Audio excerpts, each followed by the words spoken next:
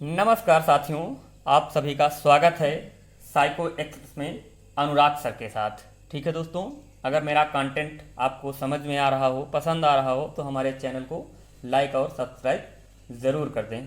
ठीक है दोस्तों, तो आज हम बात करेंगे किसकी?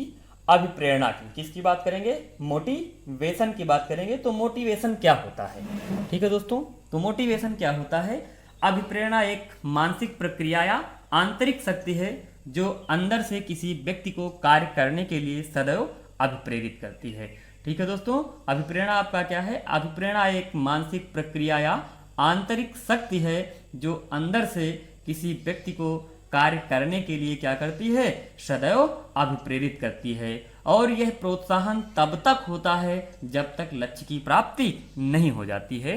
यह प्रोत्साहन तब तक होगा जब तक क्या होगा? लक्ष्य की प्राप्ति नहीं हो जाएगी। तब तक बालक क्या होता है? अभिप्रेरित रहता है। जैसे एक बच्चा होता है, साइकिल चलाना सीखता है और बार बार गिरता है, चोट खाता है, लेकिन फिर भी वह साइकिल चलाना नहीं छोड़ता है, क्योंकि उसे यह कार्य करने के लिए अभिप्रेरणा प्रेरित कर रही है। इस वजह से वो बार बार गिरेगा, उठेगा और साइकिल चलाना सीख लेगा। ठीक है, तो ये क्या है? आपकी मानसिक और आंतरिक शक्ति है जो कार्य करने के लिए अंदर से मुझे क्या करती है? प्रेरित करती है। ठीक है दोस्तों, उसके बाद आपका मोटिवेशन शब्द की उत्पत्ति कहाँ से हुई है? तो मोटिवेशन शब्द की उत्पत्ति लैटिन भाषा के मूवेर से हुई है। किससे हुई है? लैटिन भाषा के मूवेर से हुई है या मोटम शब्द से हुई है। ठीक है दोस्तों, आपका ऑप्शन में मूवेर या मोटम दोनों भी दोनों नहीं आ सकते, एक ही आएगा, चाहे मूवेर पूछा जाए और चाहे मोटम पूछा जाए। ठीक है, जिसका मतलब क्या होता है? जिसका अर्थ होता है गति करना। जिसका अर्थ होता है क्या? गति करना। मोटिवेशन लैटिन भाषा के किस शब्द से बना है? क्वेश्चन बनेगा तो किससे बना है? मूवर या मोटम से बना है, जिसका अर्थ है क्या? गति करना या सीखना। ठीक है दोस्तों, अब क्या है? इससे संबंधित कुछ स्टेटमेंट हैं आपके सामने। ठीक है, इन स्टेटमेंटों से बहुत क्वेश्चन पूछे जाते हैं। ठीक है दोस्तों, तो पहला स्टेटमेंट है आपका स्किनर महोदय का। तो स्किनर महोदय ने कहा था कि अभिप्रेरणा सीखने का सर्वोत्तम राजमार्ग है। अभिप्रेरणा सीखने का सर्वोत्तम राजमार्ग है। किसने कहा है? तो स्किनर ने कहा था अभिप्रेरणा सीखने का क्या है? सर्वोत्तम राजमार्ग है। क्वेश्चन बनेगा अभिप्रेरणा सीखने का सर्वोत्तम राजमार्ग है, किसने कहा है? तो किसने कहा था? स्किनर ने कहा था अभिप्रेरणा सीखने का सर्वोत्तम राजमार्ग है। ठीक है भाई, उसके बाद अगला स्टेटमेंट किसका आता है दोस्तों? गुड महोदय का आता है। किसका आता है? गुड महोदय का आता है। और इन्होंने कहा कि अभिप्रेरणा कार्य को प्रारंभ करने, जारी रखने, नियमित करने की प्रक्रिया है। किसने कहा है? तो गुड महोदय ने कहा है। ठीक है, ये परिभाषा पूछी भी गई है, क्योंकि इसमें जहाँ पे प्रेरणा कार्य को प्रारंभ करने, जारी रखने, नियमित करने की प्रक्रिया है, तो यहाँ पे हम कंफ्यूज हो जाते हैं। मुझे अधिगम की परिभाषा लगती है, लेकिन ये क्या है? प्रेरणा शब्द जहाँ से जुड़ जाए वहीं से आप मान लीजिए ये क्या है? अभिप्रेरणा की परिभाषा है। तो अभिप्रेरणा कार्य को प्रारंभ करने, जारी रखने, नियमित करने की क्या है? प्रक्रिया है। तो ये बात किसने कही थी? गुड महोदय ने कही थी। ठीक है दोस्तों, उसके बाद क्रेचफील्ड एक महोदय हैं, उन्होंने परिभाषा दिया है और कहा है कि अभिप्रेरणा हमारे क्यों का उत्तर देती है। क्वेश्चन आपका आएगा कि अभिप्रेरणा हमारे क्यों का उत्तर देती है, किसने कहा है? तो क्रेचफील्ड ने कहा है। किसने कहा है? क्रेचफील्ड ने कहा है कि अभिप्रेरणा हमारे क्यों का उत्तर देती है। ठीक है दोस्तों, उसके बाद आपका आता है क्या? अभिप्रेरणा वे शारीरिक व मनोवैज्ञानिक दशाएं हैं जो किसी कार्य को करने के लिए अभिप्रेरित करती हैं। तो इस परिभाषा को किसने दिया था? तो इस परिभाषा को देने वाले आपके कौन थे? विलियम मैकडूगल महोदय थे। कौन थे? विलियम मैकडूगल महोदय ने कहा था कि अभिप्रेरणा वे शारीरिक व मनोवैज्ञानिक दशाएं हैं जो किसी कार्य को करने के लिए अभिप्रेरित करती हैं। तो किसने कहा था? विलियम मैकडूगल ने कहा था। ठीक है दोस्तों, उसके बाद दोस्तों क्या है? अभिप्रेरणा वह तात्कालिक बल है जो व्यवहार को ऊर्जा प्रदान करता है। किसने कहा था? वुडवर्थ महोदय ने कहा था। किसने कहा था? वुडवर्थ महोदय ने कहा था कि अभिप्रेरणा वह तात्कालिक बल है जो व्यवहार को ऊर्जा प्रदान करता है। तो ये स्टेटमेंट किसका है? आपका वुडवर्थ महोदय का है। ठीक है दोस्तों, उसके बाद हम बात करते हैं अभिप्रेरक क्या है। ठीक है दोस्तों, अभिप्रेरक क्या है? ठीक है, तो प्रेरक या अभिप्रेरक यानी मोटिव्स क्या है? तो मोटिव्स आपका क्या होता है? कोई ऐसी भी वस्तु, परिस्थिति, व्यक्ति, स्थान जो हमारी क्रिया को, हमारे व्यवहार को या ध्यान को प्रभावित करने की क्षमता रखता है, प्रेरक कहलाता है। ठीक है दोस्तों, कोई भी वस्तु, व्यक्ति, स्थान जो हमारी क्रिया को या हमारे व्यवहार को क्या करे? आकर्षित करे, वही प्रभावित करे, वही क्या होता है? हमारा प्रेरक होता है। ठीक है दोस्तों, जैसे हम मिठाई की दुकान पर जाते हैं तो वहां पे रखी विभिन्न प्रकार की मिठाइयां हमारे ध्यान को क्या करती हैं? आकर्षित करती हैं। ठीक है, तो जो चीज आकर्षित करती है वही क्या होती है? प्रेरक होती है। ठीक है दोस्तों, उसके बाद इसी में एक अब सब्जेक्ट बनता है आपका क्या? स्टिमुलस यानी उद्दीपन क्या है। ठीक है, तो एक ऐसा निश्चित प्रेरक जो निश्चित परिस्थितियों में हमारे ध्यान या व्यवहार को प्रभावित करता है, तो वो क्या होता है? आपका उद्दीपक होता है। ठीक है, जैसे मिठाई की दुकान पर तरह तरह की क्या होती हैं? मिठाइयाँ लगी होती हैं, लेकिन हम क्या हैं? सिर्फ एक मिठाई को देखकर क्या होते हैं? आकर्षित होते हैं, तो वो हमारा क्या होता है? उद्दीपक होता है। ठीक है दोस्तों, उसके बाद आपका आता है क्वेश्चन कि आपके क्या हैं? अभिप्रेरक कितने प्रकार के हैं? तो अभिप्रेरक आपके क्या होते हैं? दो प्रकार के होते हैं। पहला है आपका क्या? आंतरिक या शारीरिक या जैविक या सकारात्मक प्रेरक। कौन से? आपका आंतरिक, शारीरिक, जैविक, सकारात्मक प्रेरक। ठीक है, तो इसमें कौन सा है आपका? भूख, प्यास, काम, नींद, मलमूत्र त्याग, दर्द, परिवर्तन, ये सभी आपके क्या हैं? ये सभी आपके क्या हैं? आंतरिक अभिप्रेरक हैं। ठीक है दोस्तों, दूसरा है आपका क्या? बाह्य प्रेरक या नकारात्मक या अर्जित प्रेरक। दूसरा आपका क्या है? बाह्य प्रेरक या नकारात्मक या अर्जित प्रेरक। ठीक है दोस्तों, तो ये कौन से हैं आपका? पद, प्रतिष्ठा, प्रशंसा, निंदा, सहयोग, दंड, अनुमोदन। ठीक है दोस्तों, उसके बाद आपका क्या है? क्वेश्चन बनेगा कि मैस्लो के अनुसार अभिप्रेरक कितने हैं? तो मैस्लो के अनुसार अभिप्रेरक कितने हैं आपके? मैस्लो महोदय ने दो प्रकार के अभिप्रेरक बताए थे। ठीक है, एक जन्मजात और एक अर्जित। तो जन्मजात में कौन सा आता है? भूख, प्यास, काम, नींद। ठीक है दोस्तों, अर्जित में कौन सा आता है? आदत, रुचि, सामाजिकता। अर्जित में कौन सा आएगा? आदत, रुचि, सामाजिकता। ठीक है दोस्तों, उसके बाद अगला आएगा कि थॉमसन महोदय ने कितने अभिप्रेरक बताए हैं? तो थॉमसन महोदय ने भी दो प्रकार के अभिप्रेरक बताए हैं। कौन से? स्वाभाविक और अस्वाभाविक। तो स्वाभाविक में इनका कौन सा है? खाना, पीना, सोना, खेलना। ठीक है दोस्तों, अस्वाभाविक में कौन है? पद, प्रतिष्ठा, सम्मान। ये आपका क्या है? अस्वाभाविक में आ जाता है। ठीक है दोस्तों, उसके बाद फिर बनता है अगला स्टेटमेंट कि गैरेट के अनुसार कितने अभिप्रेरक हैं? तो गैरेट महोदय ने क्या किया था? तीन अभिप्रेरकों की बात की थी। कितने अभिप्रेरकों की बात की थी? तीन अभिप्रेरकों की बात की थी। किसने? गैरेट महोदय ने। तो गैरेट महोदय के तीन अभिप्रेरक कौन से हैं आपके? जैविक, मनोवैज्ञानिक और सामाजिक। तो जैविक में कौन से आ जाते हैं? भूख, प्यास, नींद, काम और O2 की जरूरत यानी ऑक्सीजन की जरूरत। ठीक है, मनोवैज्ञानिक में इन्होंने बताया था जितने भी हमारे संवेग होते हैं वो क्या होते हैं? मनोवैज्ञानिक अभिप्रेरक होते हैं, जैसे क्रोध, भय, प्रेम, दुख, आनंद। ठीक है दोस्तों, उसके बाद सामाजिक में कौन से आते हैं? सहयोग, दया, आत्मरक्षा और आत्म प्रदर्शन। ये किस में आ जाते हैं? आपके सामाजिक अभिप्रेरक में आ जाते हैं। ठीक है दोस्तों, उसके बाद क्वेश्चन बनता है कि आपका क्या? अभिप्रेरणा के सोपान कौन से हैं? ठीक है, या अभिप्रेरणा का चक्र कैसा है? ठीक है दोस्तों, तो इसको देने वाले आपके हिलगार्ड महोदय थे। इन्होंने कहा था कि बालक के सामने क्या होगी? आवश्यकता होगी, तब वो क्या करेगा? चालक करेगा, काम करेगा। तब उसके अंदर क्या होगा? उत्साह आएगा और लक्ष्य निर्दिष्ट क्या होगा? व्यवहार होगा, फिर अचीवमेंट होगा और उत्साह में क्या हो जाएगी? कमी हो जाएगी।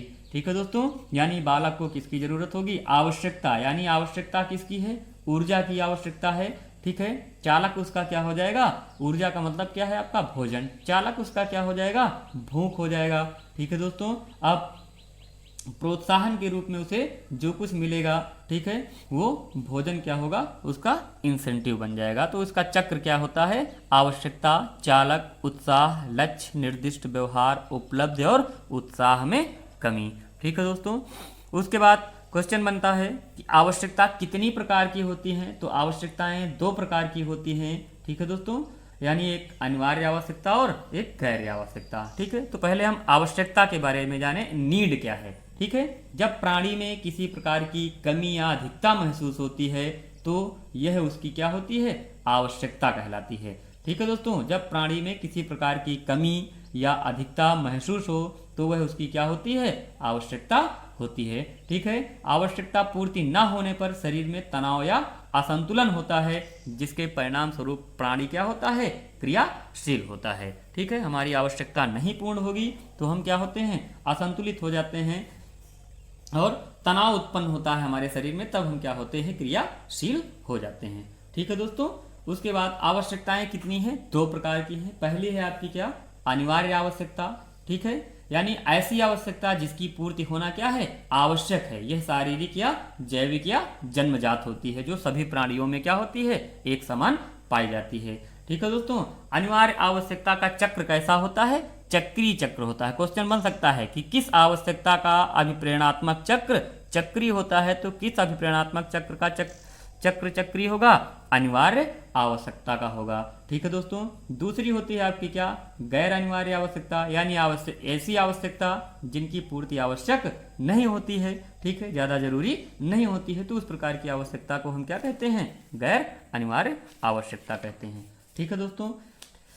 उसके बाद इसमें बात की गई थी किसकी, चालक की। तो चालक क्या होता है, तो चालक शब्द का सर्वप्रथम प्रयोग किसने किया था, वुडवर्थ ने किया था। चालक शब्द का प्रयोग सर्वप्रथम किसने किया था, वुडवर्थ महोदय ने किया था। क्वेश्चन बनेगा आपका कि चालक शब्द का सर्वप्रथम प्रयोग किसने किया था। तो चालक शब्द का सर्वप्रथम प्रयोग करने वाले आपके कौन थे, वुडवर्थ महोदय थे। ठीक है दोस्तों। उसके बाद क्या होता है, चालक यानी आवश्यकता पूर्ति के लिए जो तनाव या क्रियाशीलता उत्पन्न होती है उसे हम क्या कहते हैं, चालक कहते हैं। ठीक है दोस्तों। आवश्यकता पूर्ति के लिए जो तनाव या क्रियाशीलता उत्पन्न होती है उसे हम क्या कहते हैं, चालक कहते हैं। ठीक है दोस्तों। उसके बाद आपका इसमें बताया गया था क्या, प्रोत्साहन या इंसेंटिव। तो लक्ष्य या प्रोत्साहन वातावरण की वह वस्तु है जो प्राणी को अपनी ओर आकर्षित करती है, जिसकी प्राप्ति के लिए प्राणी की आवश्यकता पूरी हो जाती है तथा प्रणोद में क्या होती है, कमी आ जाती है। ठीक है दोस्तों। जैसे भूख चालक के लिए भोजन क्या है, प्रोत्साहन है। जैसे भूख चालक के लिए भोजन क्या है, आपका प्रोत्साहन है। ठीक है दोस्तों। उसके बाद आपका आता है क्या, अभिप्रेरणा के कितने घटक हैं। तो जॉन पी डिसैको ने अभिप्रेरणा के कितने घटक बताए, 4 घटक बताए थे। जॉन पी डिसैको ने अभिप्रेरणा के कितने घटक बताए, 4 घटक बताए थे। ठीक है, पहला था उत्तेजना, दूसरा क्या है, आकांक्षा, तीसरा क्या है, प्रोत्साहन, चौथा क्या है, दंड। इन 4 प्रकार की बात की थी। ठीक है। तो उत्तेजना में इन्होंने बताया किसी प्राणी में उत्तेजित होने की सामान्य अवस्था कहलाती है। ठीक है, किसी कार्य को करने के लिए वो उत्तेजित होगा यानी क्रियाशील होगा, वही उसकी क्या होगी, उत्तेजना होगी। आकांक्षा में इन्होंने बताया कि आकांक्षा एक क्या है, क्षणिक विश्वास है। ठीक है, क्या है, एक क्षणिक विश्वास है। यदि किसी बालक को विश्वास करा दिया जाए कि इस पुस्तक से क्या होंगे, बहुत सारे प्रश्न आएंगे, तो वो क्या करता है, बुक को पढ़ डालता है। ठीक है। प्रोत्साहन, लक्ष्य तक पहुंचने का एकमात्र साधन क्या है, आपका प्रोत्साहन होता है। ठीक है दोस्तों।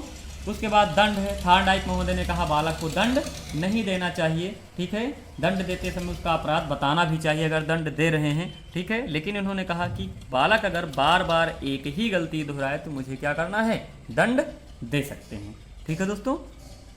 उसके बाद हम बात करते हैं अभिप्रेरणा के सिद्धांतों की। किसकी बात करते हैं, अभिप्रेरणा के सिद्धांतों की बात करते हैं दोस्तों। ठीक है दोस्तों। तो अभिप्रेरणा का पहला सिद्धांत कौन है, आपका अभिप्रेरणा का मूल प्रवृत्ति का सिद्धांत। किसका सिद्धांत है, अभिप्रेरणा का मूल प्रवृत्ति का सिद्धांत है। तो ठीक है, तो अभिप्रेरणा का मूल प्रवृत्ति का सिद्धांत किसने दिया था, तो विलियम मैकडूगल ने अभिप्रेरणा की मूल प्रवृत्ति का सिद्धांत दिया था। और इन्होंने बताया था कि बालक के अंदर क्या होती हैं, 14 प्रकार की मूल प्रवृत्तियां पाई जाती हैं। उन्हीं मूल प्रवृत्तियों से बालक क्या होता है, अभिप्रेरित होता है। ठीक है दोस्तों। अब क्वेश्चन बनेगा आपका क्या कि मूल प्रवृत्ति के प्रत्यय का सर्वप्रथम प्रयोग किसने किया था? तो मूल प्रवृत्ति के प्रत्यय का सर्वप्रथम प्रयोग करने वाले आपके कौन थे? विलियम जेम्स थे। ठीक है दोस्तों। उसके बाद क्वेश्चन बनेगा कि हार्मिक थ्योरी ऑफ बिहेवियर सिद्धांत किसने दिया? तो विलियम मैकडूगल ने दिया। हार्मिक थ्योरी ऑफ बिहेवियर सिद्धांत किसने दिया? तो विलियम मैकडूगल ने दिया था। ठीक है दोस्तों। उसके बाद विलियम मैकडूगल ने कितनी मूल प्रवृत्तियां बताई? तो कितनी मूल प्रवृत्तियां? 14 मूल प्रवृत्तियां किसने बताई थी? विलियम मैकडूगल ने बताई थी। ठीक है दोस्तों। उसके बाद आउटलाइन ऑफ साइकोलॉजी किसकी पुस्तक है? तो आउटलाइन ऑफ साइकोलॉजी किसकी पुस्तक है? विलियम मैकडूगल की पुस्तक है। किसकी पुस्तक है? विलियम मैकडूगल की पुस्तक है आउटलाइन ऑफ साइकोलॉजी। ठीक है। इन्होंने 14 प्रकार की क्या की थी? मूल प्रवृत्तियां बताई थी। तो पहला इन्होंने बताया था पलायन या भागने की प्रवृत्ति। ठीक है। इसका संवेग क्या होता है? भय होता है। ठीक है। दूसरा इन्होंने बताया था युयुत्सा या युद्ध की प्रवृत्ति। इसका संवेग क्या होता है? क्रोध होता है। ठीक है दोस्तों। तीसरा इन्होंने बताया था अप्रियता या दूसरों को नापसंद करने की प्रवृत्ति। इसका संवेग क्या होता है? घृणा होता है। चौथा बताया था संतान कामना। ठीक है। संतान कामना का संवेग क्या बताया था इन्होंने? वात्सल्य बताया था। उसके बाद इन्होंने बताया था पांचवा क्या? संवेदना दया की प्रवृत्ति। ठीक है दोस्तों। इसका संवेग इन्होंने कष्ट बताया था। छठवां बताया था इन्होंने काम प्रवृत्ति। ठीक है। काम प्रवृत्ति के बारे में बताया और काम प्रवृत्ति का संवेग क्या बताया था? कामुकता बताया था। सातवां इन्होंने बताया था जिज्ञासा की प्रवृत्ति। जिज्ञासा की प्रवृत्ति का संवेग क्या होगा? आश्चर्य होगा। स्वयं को नापसंद करने की प्रवृत्ति। आठवां था आपका स्वयं को नापसंद करने की प्रवृत्ति। ठीक है दोस्तों। इसका क्या संवेग होगा? आत्महीनता होगा। ठीक है दोस्तों।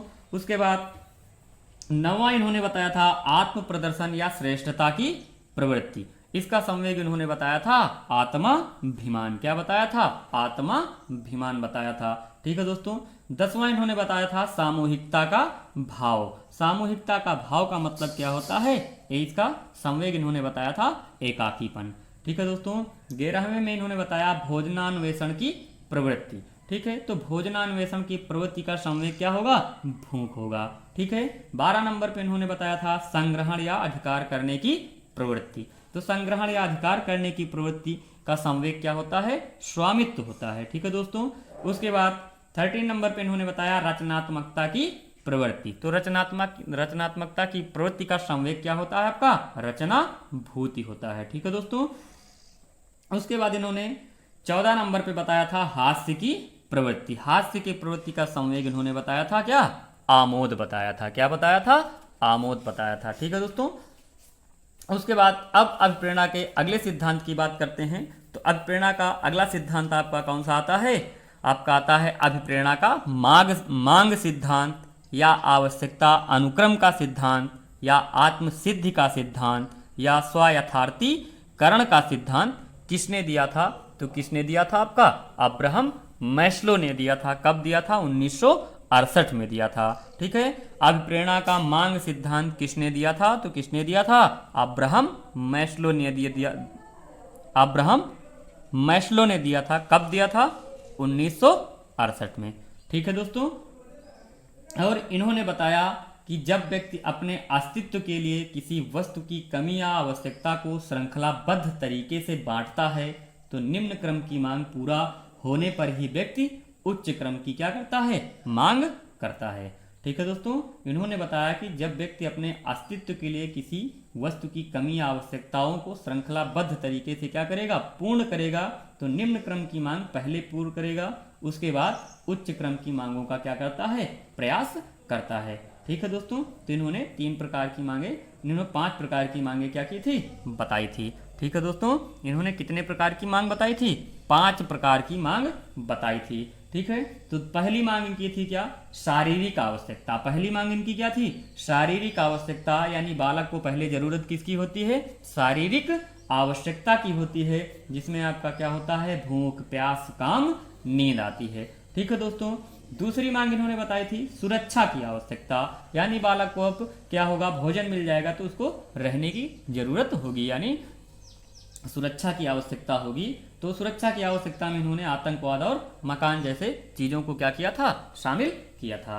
तीसरा आता है, अब बालक के पास घर हो गया, सब कुछ हो गया, तो अब उसके पास किसकी आवश्यकता होती है? समूह की आवश्यकता होती है, कि क्योंकि बालक या व्यक्ति अकेला समाज में नहीं रह सकता है, तो उसको किसकी जरूरत होती है? परिवार या समाज की। तो आपकी क्या होती है? समूह की आवश्यकता होती है।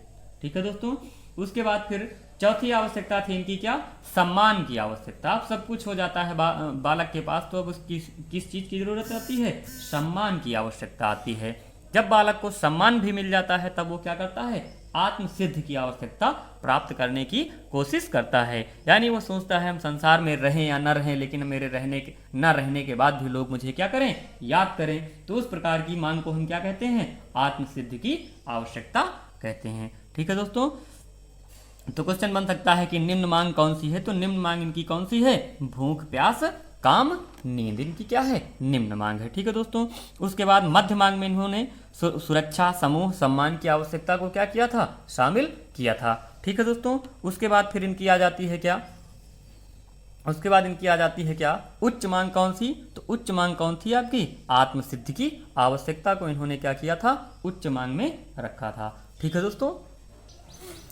ठीक है दोस्तों। अब अभिप्रेरणा का अगला सिद्धांत आएगा साथियों। कौन सा? अभिप्रेरणा का प्रणोद न्यूनता का सिद्धांत। तो अभिप्रेरणा का प्रणोद न्यूनता का सिद्धांत किसने दिया था? तो अभिप्रेरणा का प्रणोद न्यूनता का सिद्धांत देने वाले आपके कौन थे? CL हल महोदय थे। और इन्होंने बताया था अनुक्रिया आरंभ करने तथा बनाए रखने में भूख, प्यास, नींद, काम जैसे जैविकी प्रणोदों की क्या होती है? भूमिका पर अत्यधिक बल दिया। इनके अनुसार यह जैविकी प्रणोद व्यक्ति में आंतरिक तनाव उत्पन्न करते हैं, जिसे दूर करने के लिए प्रायः व्यक्ति क्या होता है? क्रियाशील होता है। यही तनाव या चालक व्यक्ति में विशेष व्यवहार के लिए क्या करता है? प्रेरित करता है। इसीलिए इसे हम क्या कहते हैं? प्रणोद न्यूनता का सिद्धांत कहते हैं। ठीक है दोस्तों। तो क्वेश्चन बनेगा आपका, अभिप्रेरणा का प्रणोद न्यूनता का सिद्धांत किसने दिया था? तो CL हल ने दिया था 1943 में। ठीक है दोस्तों। पुश थ्योरी सिद्धांत किसने दिया था? तो पुश थ्योरी सिद्धांत किसने दिया था? CL हल ने दिया था। CL हल के इस प्रणोद न्यूनता सिद्धांत को हम क्या? पुश थ्योरी के नाम से जानते हैं, क्योंकि भूख, प्यास, काम, नींद हमको अंदर से क्या करती है? प्रेरित करती है, पुश करती है। किसके लिए? काम करने के लिए। ठीक है दोस्तों। अगला सिद्धांत आपका आता है अभिप्रेरणा का मनोविश्लेषणात्मक सिद्धांत किसने दिया? तो अभिप्रेरणा का मनोविश्लेषणात्मक सिद्धांत देने वाले आपके कौन थे? सिगमंड फ्रायड थे। कौन थे? सिगमंड फ्रायड महोदय थे। और फ्रायड महोदय ने क्या किया था? बताया था कि बालक के जीवन में 2 प्रकार की मूल प्रवृत्तियां पाई जाती हैं। कितनी मूल प्रवृत्तियां? 2 प्रकार की मूल प्रवृत्तियां। पहली है आपकी जीवन मूल प्रवृत्ति, यानी जिजीविका, या इसे हम इरोस के नाम से जानते हैं। किसके नाम से जानते हैं? इरोस के नाम से जानते हैं। दूसरी मूल प्रवृत्ति क्या है आपकी? मृत्यु मूल प्रवृत्ति, यानी मुमूर्षा, या इसे हम थेनाटोस के नाम से भी जानते हैं। तो क्वेश्चन बनेगा कि थेनाटोस किससे संबंधित है? जीवन मूल प्रवृत्ति से, मृत्यु मूल प्रवृत्ति से, दोनों से, या इनमें से कोई नहीं। तो थेनाटोस आपकी किससे संबंधित है? मृत्यु मूल प्रवृत्ति से। ठीक है दोस्तों। उसके बाद फिर अगला सिद्धांत आपका आता है क्या? विरोधी प्रक्रिया का सिद्धांत किसने दिया था? तो विरोधी प्रक्रिया का सिद्धांत देने वाले आपके कौन थे? सोलोमन व कॉर्बिट महोदय थे। विरोधी प्रक्रिया का सिद्धांत किसने दिया था? तो विरोधी प्रक्रिया का सिद्धांत देने वाले आपके कौन थे? सोलोमन व कॉर्बिट थे। ठीक है दोस्तों। उसके बाद आपका आता है उपलब्धि अभिप्रेरणा का सिद्धांत किसने दिया है? तो उपलब्धि अभिप्रेरणा का सिद्धांत डेविस C मैक्लीलैंड ने दिया है। किसने दिया है? डेविस C मैक्लीलैंड ने दिया है। ठीक है। इन्होंने अपने सिद्धांत में बताया है कि क्या उपलब्धि, जैसे जैसे हमारी उपलब्धि क्या होती है? बढ़ती जाती है, वैसे वैसे हम क्या करते हैं? श्रेष्ठता की ओर बढ़ते जाते हैं। यानी पहले हम क्या प्राइमरी में नौकरी पाने के लिए प्रयासरत होते हैं, फिर प्राइमरी में होने पर हमारा जूनियर के लिए प्रयासरत होते हैं, जूनियर में होता है तो सीनियर के लिए जाते हैं। ठीक है। डिग्री कॉलेज तक जाते हैं, फिर IAS PCS के लिए हम क्या करते हैं? सोचते हैं। तो उन्होंने बताया कि जैसे जैसे अचीवमेंट मुझको मिलता जाएगा, वैसे वैसे बालक क्या होता है? प्रेरित होता है और काम करता हुआ आगे की ओर बढ़ता जाता है। ठीक है दोस्तों।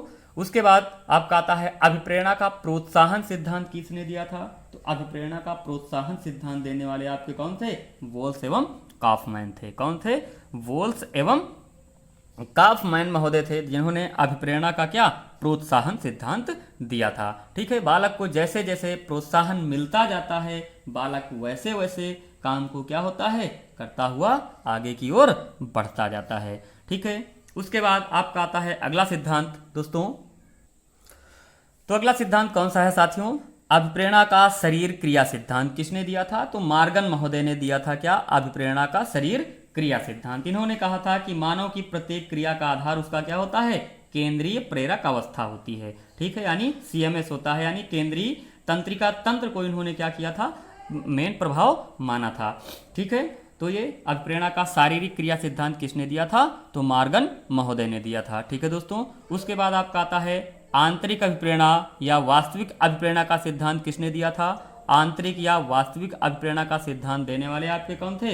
हार्लो महोदय थे। ठीक है, क्वेश्चन बन सकता है आपका कि वास्तविक अभिप्रेरणा का सिद्धांत किसने दिया था?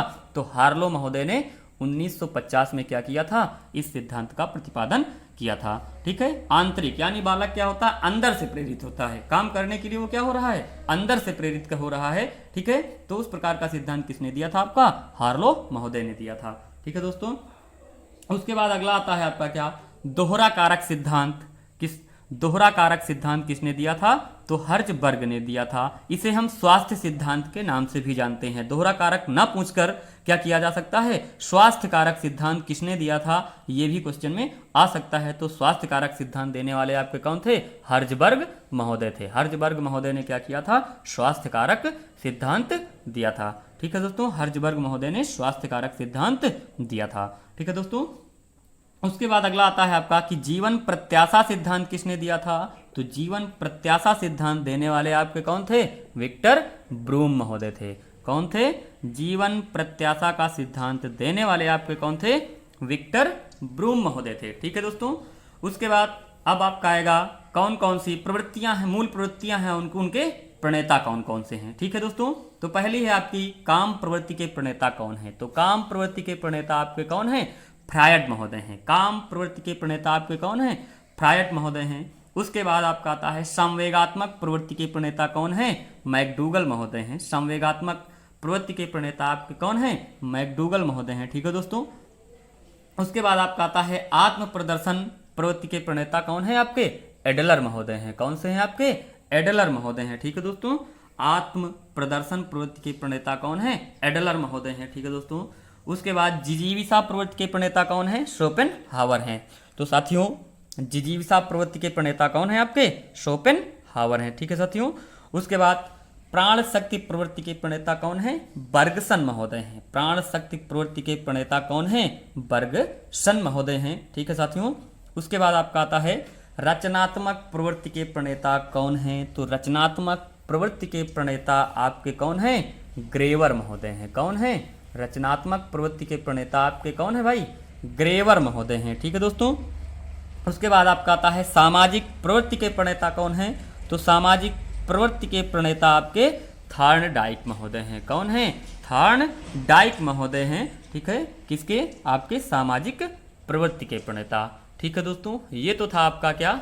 अभिप्रेरणा से संबंधित जो मेन या इम्पोर्टेंट क्वेश्चन थे, आपको मैंने इसी में समाहित कर दिया है। ठीक है दोस्तों, अगर मेरा कंटेंट आपकी समझ में आ रहा हो तो चैनल को लाइक और सब्सक्राइब करना ना भूलें। जितना हो सके शेयर करें, सभी लोगों को क्या हो, हमारे ये नोट्स प्रदान हो जाएं और आप लोग अच्छे से नंबर लेकर आएँ। ठीक है साथियों, इसके बाद फिर हम मिलेंगे आपके सामने समावेशी शिक्षा या विशिष्ट बालक को